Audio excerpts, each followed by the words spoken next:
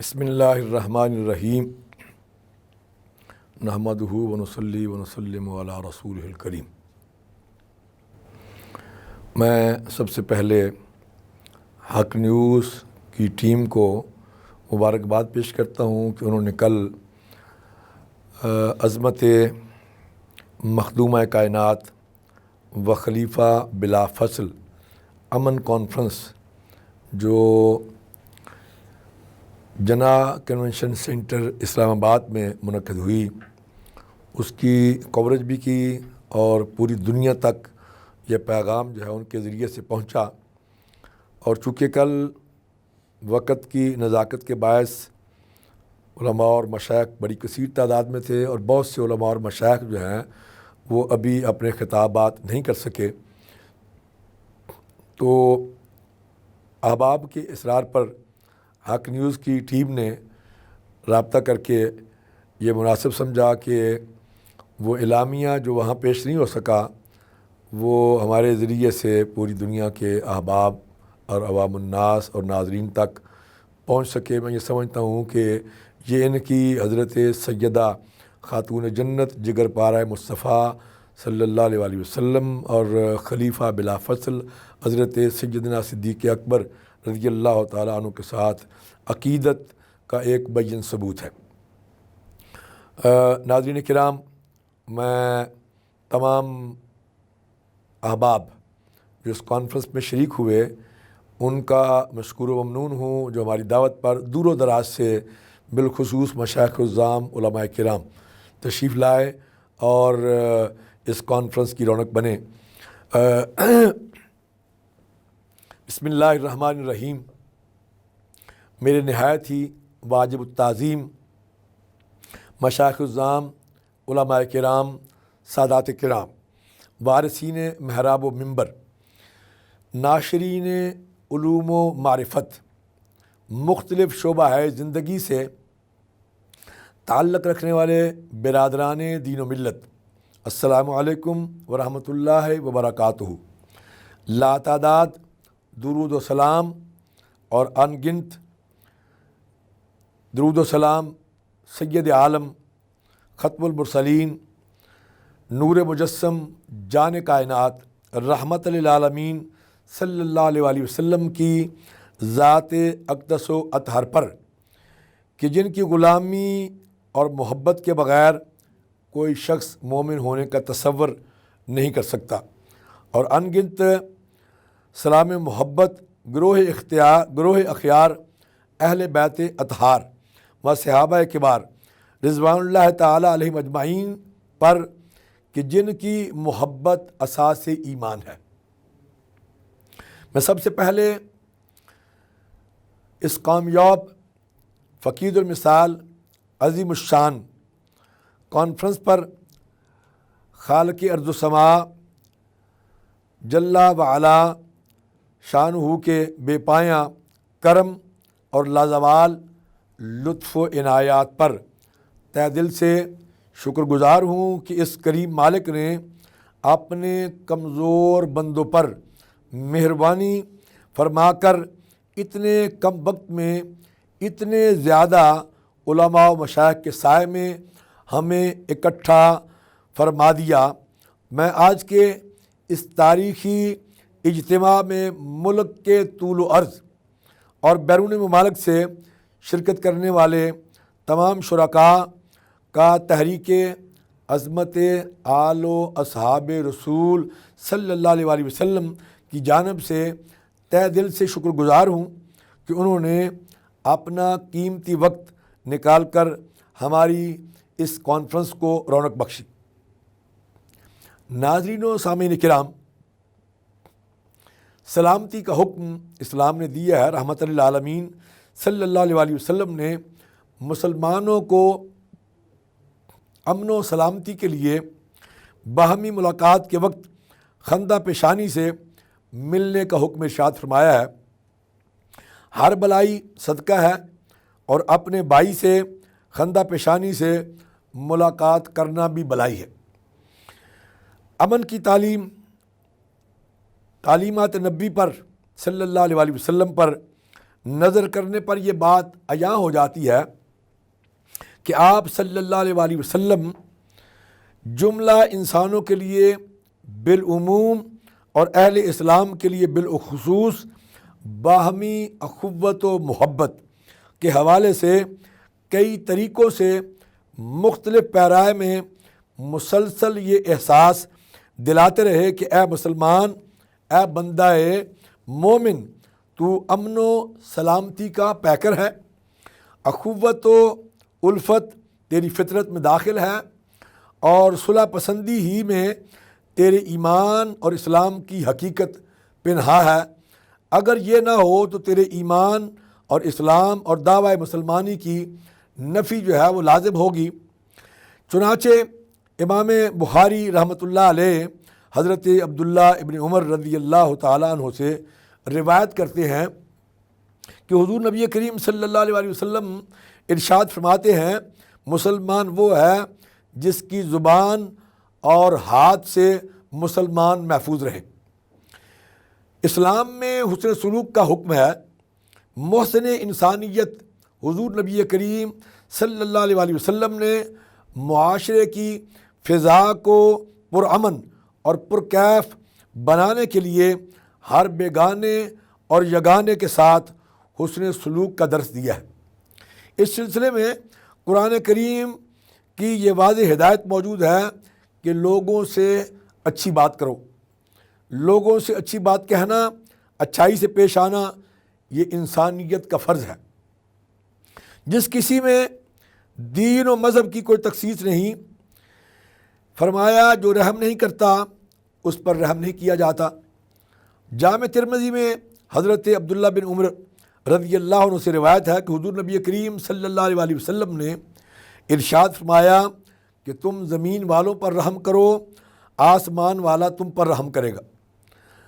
قیام امن پر زور کے حوالے سے یہ حدیث قیام امن کے سلسلے میں رحمت للعالمین صلی اللہ علیہ وآلہ وسلم کی تعلیم کو کتنی عمومیت کے ساتھ ظاہر کرتی ہے، اس پر مزید وضاحت کی گنجائش نہیں۔ مسند امام احمد میں یہ ہے کہ ایک دفعہ حضور نبی کریم صلی اللہ علیہ وآلہ وسلم نے مسلمانوں کو خطاب فرمایا کہ تم میں سے کوئی اس وقت تک مومن نہیں ہوگا جب تک وہ اور لوگوں کے لیے وہی پسند نہ کرے جو وہ اپنے لیے پسند کرتا ہے۔ اسی مفہوم کو حضور نبی کریم صلی اللہ علیہ وآلہ وسلم نے ایک بار یوں ارشاد فرمایا، الناس کی عمومیت میں تمام انسان داخل ہیں۔ گویا جب تک سارے انسانوں کی بھلائی کا جذبہ پیدا نہ ہو، انسان پورا مسلمان نہیں ہو سکتا۔ بد امنی کی مذمت کے حوالے سے اللہ تعالیٰ جل جلالہ اور اس کے پیارے حبیب حضور نبی کریم صلی اللہ علیہ وآلہ وسلم نے جہاں امن اور سلامتی کی تعلیم دی ہے، وہیں فساد اور بد امنی کی مذمت بھی فرمائی ہے۔ ارشاد ربانی ہے، اللہ تعالیٰ فساد کو پسند نہیں فرماتا۔ مزید فرمایا، زمین میں فساد نہ پھیلاؤ۔ سورۃ المائدہ میں اللہ تعالیٰ کا فرمان ہے کہ اللہ تعالیٰ فساد پھیلانے والوں کو پسند نہیں فرماتا۔ تو حضرات گرامی قدر، چونکہ اس کانفرنس کا ایک حوالہ امن کا تھا، اس حوالے سے میں نے یہ چند باتیں اس کانفرنس کے موضوع کے عنوان سے عرض کر دیں۔ چونکہ دہشت گردی ہمارا سب سے بڑا مسئلہ ہے، اور آج کل دیکھنے میں یہ بھی آ رہا ہے کہ افواج پاکستان اور ہماری انٹیلیجنس ISI اور دیگر مختلف ہمارے جو ادارے ہیں، کچھ بدبخت بے دین قسم کے لوگ جو ہیں وہ اپنے آقاؤں کی گود میں بیٹھ کر افواج پاکستان اور ہماری سیکورٹی ایجنسیز کو بھونکتے ہیں، اور پاکستان کے وہ کل بھی مخالف تھے، آج بھی وہ پاکستان کے مخالف ہیں۔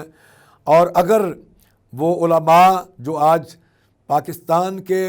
چاچے اور مامے بنے بیٹھے ہیں، اور وہ ڈیزل اور دیگر اس قسم کے لوگ جو ہیں جو کل بھی اگر ہسٹری اٹھا کے دیکھ لیں، تاریخ اٹھا کے دیکھ لیں، طالبانائزیشن کی ہسٹری اٹھا کے دیکھ لیں، صوفی محمد کا اسلام دیکھ لیں، اس وقت سے لے کے اور اس سے پیچھے اگر آپ چلے جائیں تو اس وقت بھی یہ پاکستان کے مخالف تھے، اور انہوں نے اس وقت پاکستان کی مخالفت میں فتویٰ جاری کیا۔ جو فتویٰ یہ نہیں ہے کہ وہ کوئی ہوا ہو گیا ہے، وہ آج بھی کتابوں میں بھی موجود ہے اور اخبارات کے ریکارڈ پر بھی موجود ہے، جس میں انہوں نے کہا کہ جو شخص پاکستان کے حق میں مسلم لیگ کو ووٹ دے گا وہ سور اور کافر ہے۔ اس کے جواب میں اس دور میں میرے جد اعلیٰ حضرت قبلہ عالم امیر ملت پیر سید جماعت علی شاہ صاحب محدث علی پوری نے یہ فتویٰ جاری فرمایا کہ جو شخص پاکستان کے حق میں مسلم لیگ کو ووٹ نہیں دے گا، کوئی مسلمان اس کا جنازہ نہیں پڑھے گا، اور جو شخص پاکستان کے حق میں مسلم لیگ کو ووٹ نہیں دے گا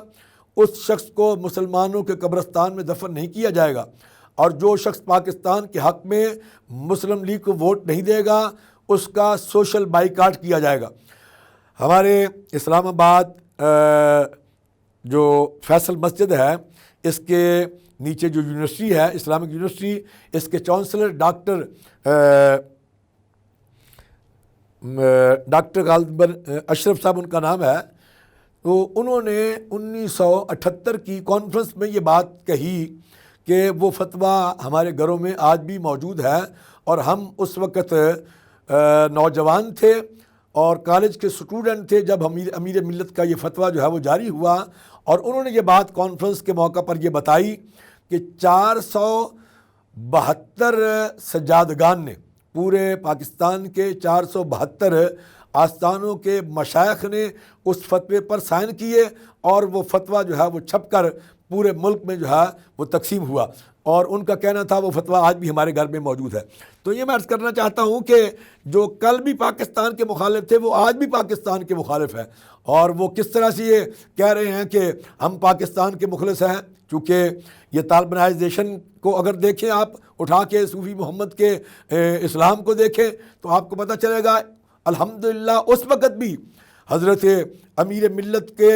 جانشینوں نے اور پاکستان بنانے والوں کے جانشینوں نے، اللہ تعالیٰ نے مجھے یہ توفیق عطا فرمائی، سب سے پہلی کانفرنس جو ہے اور سب سے پہلا کنونشن اس حوالے سے میں نے لاہور میں داتا گنج بخش علی حجویری کی بارگاہ میں سب سے پہلا کنونشن کیا، اور اس میں اخبارات کا ریکارڈ موجود ہے۔ اخبارات کے ریکارڈ میں یہ بات موجود ہے کہ 500 مشائخ الزام نے جمع ہو کر وہ فتویٰ جاری کیا۔ اس وقت اس کے بعد پھر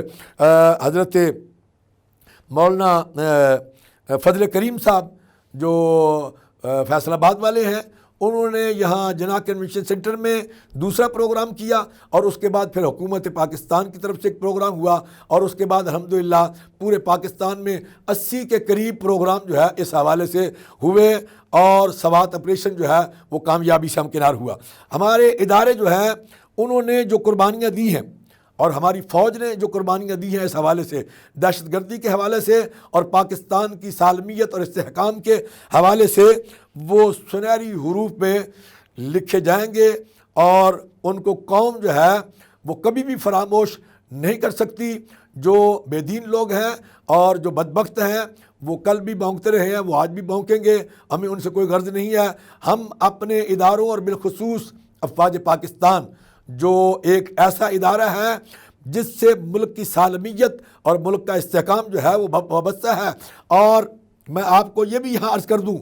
کہ یہ افواج پاکستان ہی ہے، کیونکہ یہ ملک جو ہے، یہ خطہ جو ہے، یہ عطیہ خداوندی ہے، نعمت خداوندی ہے، اور اللہ تعالیٰ نے اس خطے کو چنا اس لیے کہ یہاں سے اسلام کی نشاط ثانیہ ہونے والی ہے، اور یہی پاکستان کی فوج جو ہے اسی نے اس کی ابتدا کرنی ہے، اور انشاءاللہ العزیز اسی افواج پاکستان کے ذریعے سے اسلام کی نشاط ثانیہ ہوگی، اور سب سے پہلے دہلی پر اسلام کا جھنڈا اور پاکستان کا جھنڈا جو ہے وہ نصب ہوگا۔ اور حضرات گرامی قدر، میں یہاں یہ بات بھی عرض کر دوں کہ پاکستان میں امن و امان کی یہ صورتحال آج بھی کچھ عناصر کو ہضم نہیں ہو رہی، اور وہ ذوات مقدسہ پر حملے جو ہیں انہوں نے اپنا وتیرہ بنا رکھا ہے، اور ان کو جہاں سے فنڈنگ ہو رہی ہے، ہمارے ادارے جانتے ہیں، ان کے علم میں ہے کہ کہاں سے ان لوگوں کو فنڈنگ ہو رہی ہے، کہاں سے ان کو پیسے دیے جا رہے ہیں اور کن کے ایما پر یہ وہ کام جو ہے وہ کر رہے ہیں۔ ان بدبختوں کو پاکستان کی خوشحالی، ترقی اور امن و امان کا یہ ماحول جو ہے پسند نہیں آ رہا، لہٰذا آج پھر وہ متحرک ہو کر پاکستان کو غیر مستحکم کرنا چاہتے ہیں اور اسے نقصان پہنچانے کے لیے سرگرم عمل جو ہے وہ ہو چکے ہیں، اور اس منتشر گروہ میں شامل ہیں اور سیاسی بھی اور مذہبی بھی دوڑوں میں یہ لوگ جو ہیں آج پھر ملکی سلامتی کو داؤ پر لگانے کے لیے تیار ہیں، اور ایسی حرکتیں کی جا رہی ہیں جن سے براہ راست دشمنان پاکستان کو اور دشمنان اسلام کو فائدہ پہنچ رہا ہے۔ ان عناصر نے پاکستان میں سب سے پہلے تو دین کے نام پر تفرقہ بازی پھیلانے کی کوشش کی، اور صدیوں سے موجود ناصبی گروہ کی مدد سے ملک میں مسلکی بنیادوں پر فسادات کروانے کے لیے سیدہ مخدومہ کائنات ام الحسنین جگر پارہ مصطفیٰ صلی اللہ علیہ وآلہ وسلم اور خلیفہ بلا فصل حضرت سیدنا صدیق اکبر رضی اللہ عنہ کی شان و عظمت کے حوالے سے حرز سرائی کی ایک سوچی سمجھی سازش کے تحت کچھ انتشار پسند اور ملک دشمن عناصر نے اہل بیت اطہار اور صحابہ کرام رضوان اللہ علیہ مجمعین کی ذوات قدسیہ پر حملہ آور ہو کر ملک میں فتنہ و فساد برپا کرنے کی ناپاک جسارت کی۔ ہم سمجھتے ہیں کہ سب سے زیادہ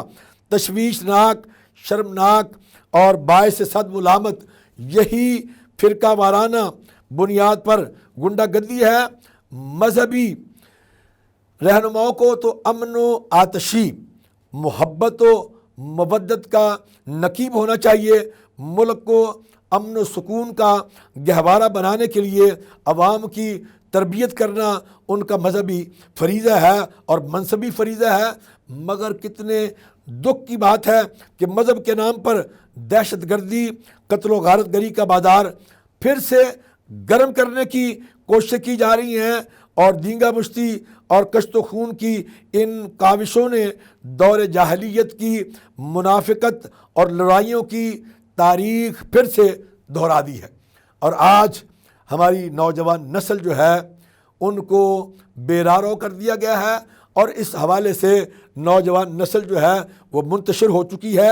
سب جان لیں کہ حضور نبی اکرم صلی اللہ علیہ وآلہ وسلم کی ختم نبوت کے حوالے سے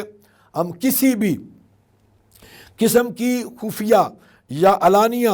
حرف گیری کو ہرگز برداشت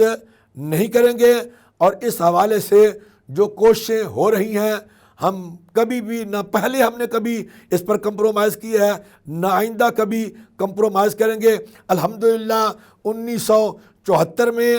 ہماری پارلیمنٹ نے، پاکستان کی پارلیمنٹ نے ان کو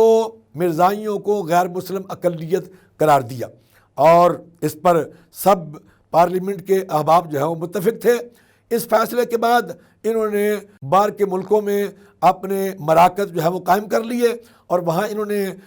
فساد پھیلانے کی کوشش کی، اور پاکستان کو غیر مستحکم کرنے کے لیے ان لوگوں نے بڑی منصوبہ بندی کے تحت اور پلاننگ کے تحت کام جو ہے وہ شروع کر دیا۔ الحمدللہ ہم نے ان کے سامنے سیسا پلائی ہوئی دیوار کی طرح وہاں بھی ہم ان کے ساتھ سامنے کھڑے ہو گئے، اور ان کی ان سازشوں اور کوششوں کو ہم نے بے نقاب کیا۔ اس سلسلے میں میں یہ کرنا چاہتا ہوں کہ گزشتہ کچھ عرصے سے اسلام دشمن عناصر وطن میں فرقہ واریت کی بنیاد پر فساد کے خواہشمند ہیں، اور افسوس کی بات یہ ہے کہ ایوان اقتدار کی کچھ کالی بھیڑیں ان ملک دشمن عناصر کی پرورش کرتی دکھائی دیتی ہیں، جس کا واضح ثبوت شہر اقتدار میں خلیفہ بلا فصل قاطع منکرین نبوت سیدنا صدیق اکبر رضی اللہ عنہ کی بے حرمتی اور توہین کا دل خراش حادثہ پیش آیا، اس سے قبل سیدہ مخدومہ کائنات فاطمہ الزہرا سلام اللہ علیہا کی توہین اور بنات رسول صلی اللہ علیہ وآلہ وسلم کی توہین کی گئی، ان سب واقعات پر حکومت وقت کی مجرمانہ غفلت جو ہے وہ ایک سوالیہ نشان ہے، اور قوم جو ہے سلسلے میں پریشان ہے۔ ہم حکومت اور اداروں پر یہ واضح کر دینا چاہتے ہیں کہ اہل سنت و جماعت اسلامی مقدسات کی توہین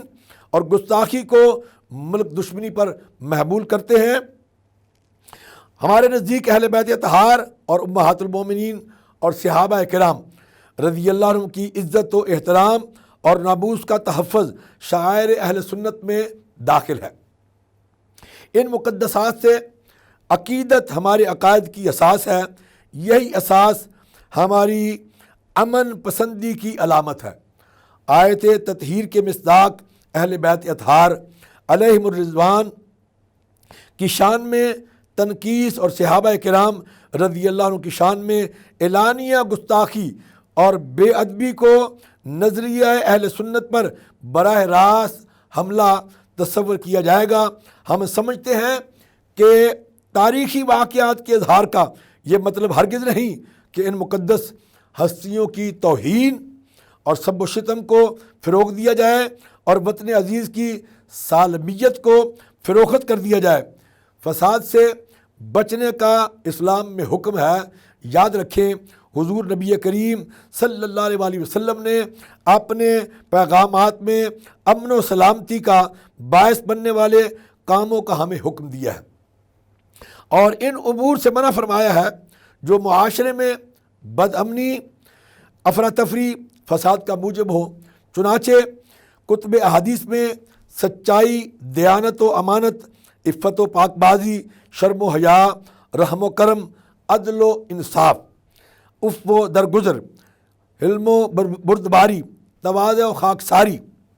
خوش کلامی، رفق و لطف، ایثار، احسان، اعتدال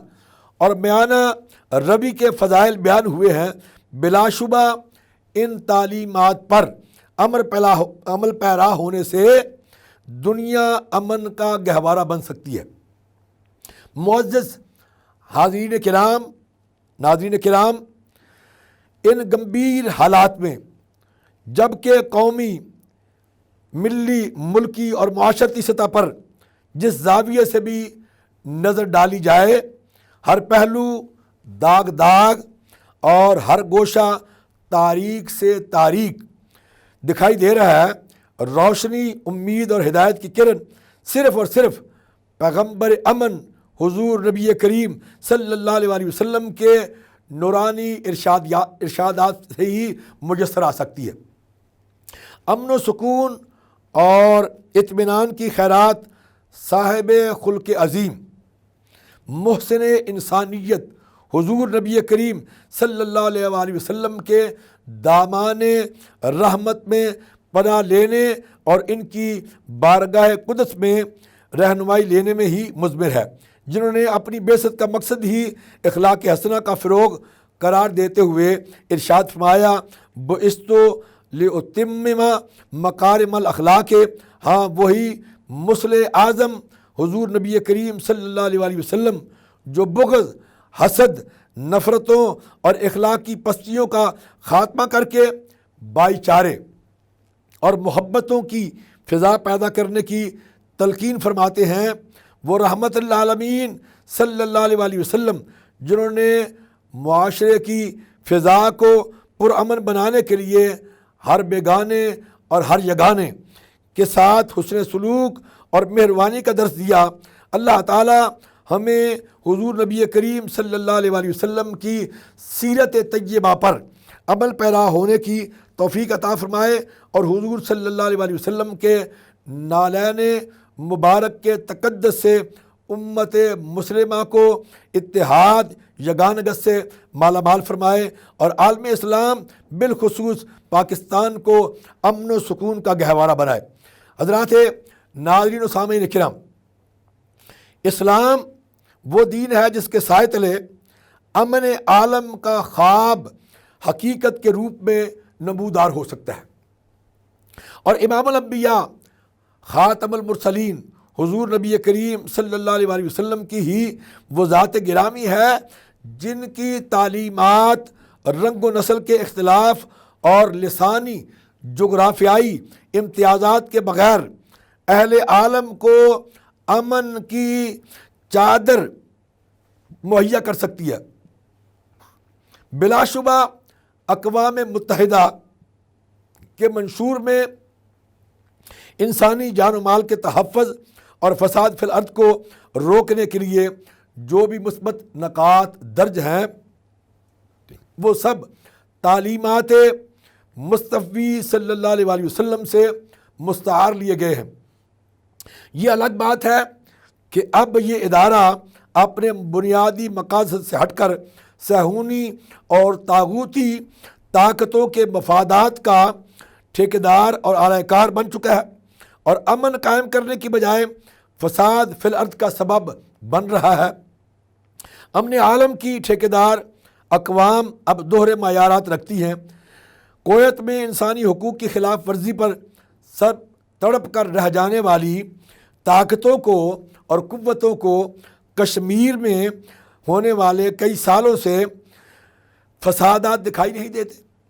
اور نہ ہی فلسطین میں خون کی ہولی جو کھیلی جا رہی ہے وہ نظر نہیں آتی۔ اسلام اس انداز کے دوگلے پن پر یقین نہیں رکھتا۔ وہ تمام انسانوں کے لیے یکساں طور پر پیغام امن دیتا ہے، لیکن افسوس اس بات کا ہے کہ آج مسلمان نسلی، لسانی اور فرقہ وارانہ جھگڑوں میں ایک دوسرے کی گردنیں ناپنے لگے ہیں، جس سے عالمی سطح پر مسلمانوں کی رسوائی جو ہے وہ ہو رہی ہے۔ افغانستان کا مناقشہ ابھی حل نہیں ہوا تھا کہ یمن میں دو دھڑوں کی مسلح کارروائی نے جگ ہنسائی کا موقع فراہم کر دیا اور دیگر مسلمان ملکوں کی ان نازیبا حرکتوں کا ہم کیا ذکر کریں۔ خود ہمارے ملک میں اب وسیع پیمانے پر مسلح گروہ خون مسلم کی ارزانی کا سبب بن رہے ہیں۔ نتیجہ یہ ہے کہ ہم کمزور سے کمزور تر ہوتے جا رہے ہیں۔ اس سے ہم خود ہی انسانیت کے محسن اعظم حضور نبی کریم ختم المرسلین صلی اللہ علیہ وآلہ وسلم کے پیغام امن کی نفی کر رہے ہیں۔ حضور خاتم النبیین صلی اللہ علیہ وآلہ وسلم کے پیروکار کی بالعموم اور مذہبی تنظیموں اور دینی مبلغین کی بالخصوص یہ منفی روش اسلام کے فکر و عمل سے کھلے انحراف اور تصادم کے مترادف ہے۔ اس وقت اپنے ہی ہاتھوں تباہی و بربادی کے اس عمل سے جلد از جلد چھٹکارا پانے کی اولین اجتماعی مقصد قرار دے کر اس کے لیے ٹھوس منصوبہ بندی اور عملی پیش رفت علماء کرام، مشائخ الزام اور حکومت کی مشترکہ ذمہ داری ہے۔ میں حکومت وقت کو کہوں گا کہ جو علماء اور مشائخ کرام جو بانیان پاکستان کے آج بھی اولادے ہیں ان کو اس میں شامل کیا جائے، چونکہ جو احساس ان کو ہو سکتا ہے وہ ملک کو تباہ کرنے والی قوتوں کو نہیں ہو سکتا۔ اور ان حالات میں میں دشمنان وطن کو بھی تنبیہ کرنا چاہتا ہوں کہ سیاسی اور مذہبی جماعتوں کے قائدین کو چاہیے کہ وہ ہوش کے ناخن لیں اور ملکی تعمیر و ترقی کی راہ میں رکاوٹ نہ بنیں۔ دشمنوں کو خوش کرنے کے لیے افواج پاکستان اور قومی اداروں کو متنازع نہ بنائیں۔ حالات اور رفتار زمانہ کی نزاکت کو وہ ملحوظ خاطر رکھیں۔ باہمی چپکلش اور منافرت ختم کر کے اتحاد و یگانگت کی فضا پیدا کریں اور اپنے اپنے گروندوں کی حفاظت میں خون کی ندیاں بہانے کی بجائے غلبہ اسلام کی بحالی اور دین مصطفی صلی اللہ علیہ وآلہ وسلم کی بالادستی کے لیے عالم کفر کے مقابلے میں اپنی اجتماعی قوتیں متحد کر کے صرف کریں۔ آپس کی یہ خون ریزیاں طاغوتی قوتوں کی معاونت اور ان کی حوصلہ افزائی کے مترادف ہے۔ مذہبی جماعتوں کے رہنماؤں میں اگر دینی حمیت اور غیرت ملی کی کوئی رمق موجود ہے تو وہ اس فی سبیل اللہ فساد کو ترک کر کے صہیونی، سامراجی اور طاغوتی عناصر کے خلاف جہاد کے لیے تنہا پرواز کا شوق پورا کرنے کی بجائے متحد ہو کر قرآن کریم کے اس ارشاد کے مطابق اشداء علی الکفار رحماء بینہم کا عملی نمونہ پیش کرے، ورنہ اس مجرمانہ تغافل پر نہ تو قوم ان کو معاف کرے گی اور نہ ہی اللہ رب العزت ان کو معاف فرمائیں گے۔ اب بھی وقت ہے سنبھلنے کا اور آنکھیں کھولنے کا،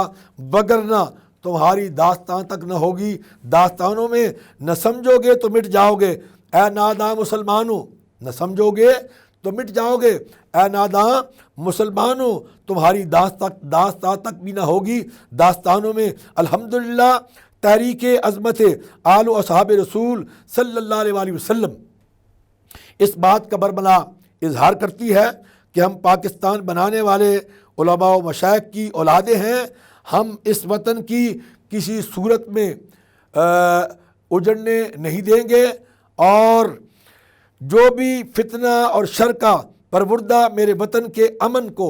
تہ بالا کرنے کی ناپاک سازش اور ناپاک کوشش کرے گا، ہم اس کے سامنے سیسا پھیلائی ہوئی دیوار کی طرح پہلے بھی کھڑے ہوئے ہیں، آئندہ بھی انشاءاللہ العزیز کھڑے ہوں گے، اور غیر ملکی طاقتوں کے ایجنڈے پر کام کرنے والے شرپسند عناصر اور ملک میں فرقہ واریت اور دہشت گردی، انتہا پسندی کی آگ کو بھڑکانے نہیں دیں گے، اور جو لوگ ان نازک حالات میں پاکستان میں فرقہ واریت کی آگ کو بھڑکا کر انارکی پھیلانا چاہتے ہیں، وہ غیر ملکی طاغوتی طاقتوں کے اعلی کار ہیں، خواہ انہوں نے اپنے اوپر کوئی بھی لیبل لگا رکھا ہو۔ میری اس بات کو آپ بخوبی سمجھ رہے ہیں، کیسا بھی لیبل لگا رکھا ہو، لیکن وہ کسی طور پر بھی اسلام اور پاکستان کے مخلص نہیں ہو سکتے۔ انہیں اس خطہ ارضی کی اہمیت کا اندازہ نہیں، قدر نہیں پاکستان کی، کیونکہ یہ ملک عطیہ خداوندی ہے اور نبی کریم صلی اللہ علیہ وآلہ وسلم کی خصوصی توجہات کا نتیجہ ہے، اور آج بھی میرے آقا کی توجہات اسی طرح ہیں جیسے پہلے تھی۔ عزت مآب علماء کرام، مشائخ الزام اور عمائدین اہل سنت، پاکستان چونکہ ایک عظیم نعمت ہے۔ یاد رکھیں وطن عزیز پاکستان ہمارے پاس اللہ کی عظیم نعمت اور رسول اللہ صلی اللہ علیہ وآلہ وسلم کی خاص عنایت اور اپنے اسلاف اور بزرگوں کی امانت ہے۔ میرے جد اعلیٰ حضرت قبلہ عالم امیر ملت نے اس وقت یہ فرمایا تھا کہ اگر قائد اعظم کسی وجہ سے مطالبہ پاکستان سے دستبردار بھی ہو گئے تو ہم یہ 6,000 سے لے کر 10,000 تک مشائخ تھے بنارس سنی کانفرنس میں، تو آپ نے فرمایا کہ ہم یہ مشائخ اس وقت تک اپنے حجروں میں نہیں جائیں گے جب تک پاکستان بنا نہیں لیں گے۔ تو الحمدللہ اس امانت کی قدر کرنا اور اس کو سنبھال کر رکھنا ہم سب کی شرعی، دینی، ملی اور اخلاقی ذمہ داری ہے۔ اگر یہ پاک سرزمین ہے تو ساری آسائشیں اور نعمتیں جو ہمیں میسر ہیں وہ میسر ہیں، اور آزادی کی قدر اگر آپ کو معلوم نہیں تو ان محکوم اور مغلوب اور مجبور قوموں سے پوچھو جو سال ہا سال سے غلامی کی چکی میں پھنس رہے ہیں۔ فلسطین، کشمیر اور دوسرے شام اس وقت اسی چکی میں پھنس رہا ہے، اور دوسرے ممالک سے آپ پوچھیں آپ کو پتہ چلے گا کہ آپ اپنے اس خطہ اور اس وطن عزیز میں جس طریقے سے رہ رہے ہیں، اور اس موقع پر میں ان کو پھر دوبارہ یہ واضح کر دینا چاہتا ہوں جو بدبخت افواج پاکستان کو اور ہماری انٹیلیجنس ISI کو، جو دنیا کی سب سے بہترین انٹیلیجنس ہے، اور ہماری فوج الحمدللہ دنیا کی بہترین فوج ہے، ان کو بک بک کر رہے ہیں۔ اور اپنی آقا کو گود میں بیٹھ کر میں ان کو بھی واضح کر دینا چاہتا ہوں، اگر پاکستان میں آپ سکھ کا سانس لے رہے ہیں تو یہ ہمارے انہی اداروں کی وجہ سے ہے۔ خدا را پاکستان، افواج پاکستان کی قدر ان مسلمانوں سے پوچھئے جو کافروں کی غلامی میں رہ رہے ہیں، جہاں آئے روز ان پر مظالم ڈھائے جاتے ہیں۔ کشمیر، فلسطین، بھارت، برما، افریقہ، وسطی افریقہ میں آئے روز مسلمانوں کو گاجر مولی کی طرح کاٹا جاتا ہے۔ یورپ جیسے آزاد کہلانے والے ملکوں میں بھی مسلمانوں کو اذان و نماز کی عام اجازت نہیں ہے۔ فلسطین، شام، یمن اور افغانستان کے حالات آپ سب کے سامنے ہیں۔ یورپ میں صاحب قرآن صلی اللہ علیہ وسلم کی برملا توہین کی جاتی ہے، اور اسی طرح صاحب قرآن پر اترنے والی کتاب قرآن مجید کی بھی توہین کی جاتی ہے۔ ہم اس سلسلہ میں کچھ بھی نہیں کر پاتے۔ اس کی بنیادی وجہ ہماری اندرونی خلفشار اور انتشار اور افتراق ہے، جس کے خاتمے کے لیے ہمیں خود آگے بڑھ کر کوششیں کرنے کی ضرورت ہے۔ میں اپنی گفتگو کے اختتام پر اپنی تحریک عظمت آل و اصحاب رسول صلی اللہ علیہ وسلم کے تمام عہدیداران کی طرف سے دن رات ہمارے ساتھ اس کار خیر میں محنت کرنے والے سیدہ کائنات جگر پارہ مصطفیٰ ام الحسنین ملکہ کونین سلام اللہ علیہا اور خلیفہ بلا فصل حضرت سیدنا ابو بکر صدیق رضی اللہ عنہ کی محبت میں آپ کی شان رفیع کا دفاع کرنے کے لیے اپنی خدمات سر انجام دینے والے تمام سادات کرام، مفتیان کرام، مشائخ الزام، علماء کرام اور غلامان اہل بیت رسول کا دل کی اتھا گہرائیوں سے مشکور و ممنون ہوں۔ اور اس سلسلے میں بالخصوص پیر سید حسین الدین شاہ صاحب، پیر سید ریاض حسین شاہ صاحب اور پیر سید شبیر شاہ صاحب، پیر سید امتیاز حسین شاہ صاحب، مفتی محمد حنیف قریشی صاحب اور بالخصوص بنگالی شریف کے سجادہ نشین مخدوم غلام عباس علی صاحب ہمدانی اور ان کے برادران اور ان کے چچا جان، ان کا بھی اور دیگر اس کانفرنس میں حصہ لینے والے اور شب و روز محنت کرنے والے کارکنان اور منتظمین، بالخصوص مہر اشتیاق صاحب ایڈوکیٹ اور دیگر ان کے معاونین، اور ان کا بھی شکریہ بھی ادا کرتا ہوں اور دعا گو بھی ہوں کہ اللہ تعالیٰ ان سب کو حضور نبی کریم صلی اللہ علیہ وسلم کے صدقے سے